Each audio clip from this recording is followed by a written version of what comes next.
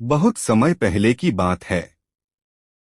एक छोटे से गांव में हरिपाल नाम का एक गरीब लेकिन अत्यंत श्रद्धालु व्यक्ति रहता था। उसके पास धन दौलत तो नहीं थी, पर उसका हृदय भक्ति और सच्चाई से भरा हुआ था। वह भगवान विष्णु या अपने इष्टदेव का सच्चे मन से स्मरण करता था।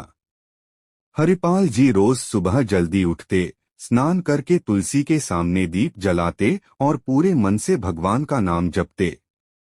चाहे घर में अन्न हो या न हो, उनकी भक्ति कभी कम नहीं होती थी।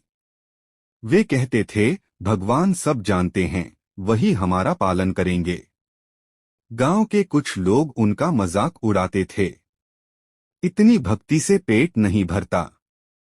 लेकिन हरिपाल जी शांत रहते और किसी से द्वेष नहीं रखते। एक साल गांव में भयंकर अकाल पड़ा। लोग भूख से परेशान हो गए। हरिपाल जी के घर भी अन्न समाप्त हो गया, लेकिन उन्होंने भगवान पर विश्वास नहीं छोड़ा।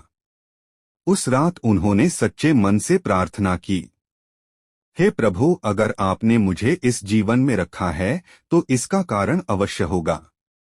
कहते हैं कि उसी रात एक साधु उनके घर आए। हरिपाल जी ने अपने खाली घर में भी उन्हें प्रेम से बिठाया और जो थोड़ा सा सूखा अन्न बचा था वह भी साधु को दे दिया।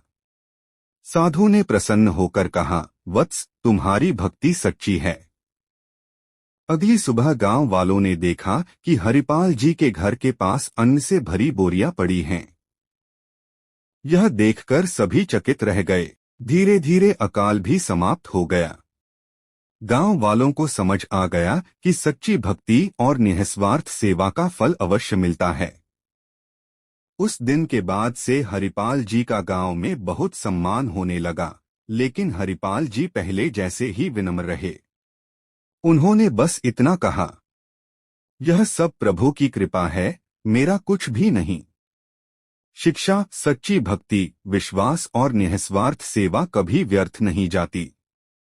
ईश्वर अपने भक्तों की परीक्षा लेते हैं, लेकिन उन्हें कभी अकेला नहीं छोड़ते।